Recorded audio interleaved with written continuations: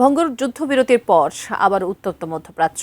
Hormuz প্রণালীতে বাণিজ্যিক জাহাজে হামলার ছুতোয় এবার ইরানের ৮০টি লক্ষ্যবস্তুতে বিমান হামলা চালিয়েছে যুক্তরাষ্ট্র। এতে ইরানের আইআরজিসির এক কর্মকর্তা নিহত হয়েছেন। মার্কিন প্রেসিডেন্ট ডোনাল্ড ট্রাম্প বলেছেন, যুদ্ধবিরতি শেষ, নতুন করে উত্তেজনা বৃদ্ধির জন্য ওয়াশিংটনের উপর দায় চাপিয়ে বাহরাইন ও কুয়েতে ৮৫টি মার্কিন লক্ষ্যবস্তুতে পাল্টা হামলা চালিয়েছে তেহরান। শান্ত হতে থাকা মধ্যপ্রাচ্যের আকাশে আবারও যুদ্ধের কালো ছায়া। জুনের সমঝোতা স্মারককে বুড়ো আঙুল দেখিয়ে আবারও সরাসরি সামরিক সংঘাতে মেতেছে যুক্তরাষ্ট্র ও ইরান। মঙ্গলবার গভীর রাতে ইরানের অন্তত ৮০টি লক্ষ্যবস্তুতে বিমান হামলা চালিয়েছে মার্কিন বাহিনী। ইরানের বিমান প্রতিরক্ষা ব্যবস্থা, জাহাজ বিধ্বংসী ক্ষেপণাস্ত্র সাইট, উপকূলীয় রাডার এবং আইআরজিসির ৬০টির বেশি ছোট নৌযান লক্ষ্য করে এ হামলা চালানো হয় বলে জানিয়েছে যুক্তরাষ্ট্র। ইরানের রাষ্ট্রীয় গণমাধ্যম জানায়, কেশম দ্বীপ, সিরিক এবং প্রধান বন্দরনগরী বন্দর আব্বাসে দফায় দফায় বিস্ফোরণ হয়েছে।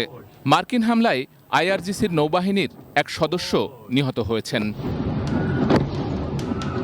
মার্কিন সেন্ট্রাল কমান্ড সেন্টকমের দাবি, মঙ্গলবার হরমুজ প্রণালী পার হওয়ার সময় কাতার ও সৌদি আরবের 3টি বাণিজ্যিক জাহাজে ক্ষেপণাস্ত্র ও ড্রোন হামলা হয়। ওই হামলার পেছনে ইরানের রেভলিউশনারি গার্ড আইআরজিসির হাত ছিল। কোয়ালিটি সম্পন্ন আন্তর্জাতিক মানের still bar CSRM, committed for better still. এদিকে ইরানের সঙ্গে যুদ্ধবিরতি শেষ হয়েছে বলে মন্তব্য করেছেন মার্কিন প্রেসিডেন্ট ডোনাল্ড ট্রাম্প। বুধবার তুরস্কের আঙ্কারায় নেটো সম্মেলনে ভাষণ দেওয়ার সময় ট্রাম্প বলেন, ইরানের সঙ্গে আলোচনা শুধু সময়ের অপচয়। নতুন করে উত্তেজনা বৃদ্ধির জন্য ওয়াশিংটনকে দায়ী করেছে তেহরান। মার্কিন হামলার তীব্র নিন্দা জানিয়ে একে দ্বিপাক্ষিক সমঝোতার স্পষ্ট লঙ্ঘন বলে মন্তব্য করেছে ইরান।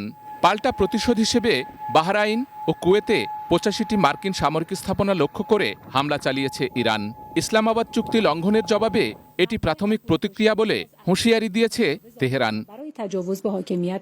মঙ্গলবারের হামলার কয়েক ঘণ্টা আগেই ইরানের তেল রপ্তানিতে নিষেধাজ্ঞার ঘোষণা দেয় যুক্তরাষ্ট্র। রয়টার্স বলছে, যুক্তরাষ্ট্রের ঘোষণার পর বিশ্ববাজারে তেলের দাম ৫% বেশি বেড়ে গেছে। Sheikh Abdus Salam, desk report, ATN news.